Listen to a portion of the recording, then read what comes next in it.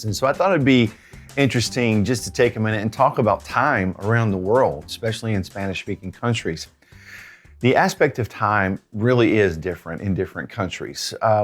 I've seen some strong frustration when I've been to other countries around the world because people view time and arrival time differently than we do.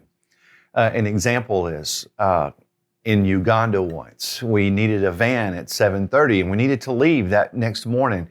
And our friend who made the phone call to get the van stressed over and over and over. We needed it at 7:30, specifically 7:30. The next morning rolls around, 8 o'clock, there's no van. 8:30, there's no van. And so finally it shows up at 8:40. And we realize, obviously, that people view arrival times differently than we do. In the United States, we say, we'll be there at 8 o'clock. That means 8 o'clock. But in many countries, that's not the case. It means that's a starting point and it will be sometime after that.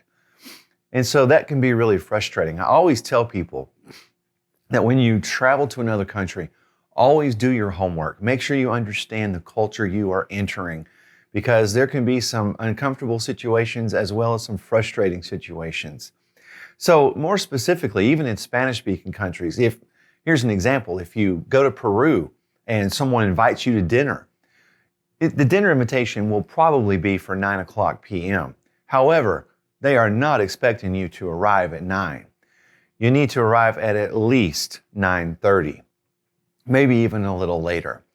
And so you have to understand the difference in time arrivals in other countries. And also, if you go to Spain, we like to eat dinner 6, 7 o'clock at night. Well, in Spain, most restaurants are not even going to open until at least around 9 o'clock, and they're going to be in full swing at 11 p.m. So those are little things you might want to check up on. If you plan to travel to another country, which I hope you do, and practice your Spanish, just do a little homework and make sure you understand the concept of time in their culture. All right, I'll see you next time on The Language Tutor.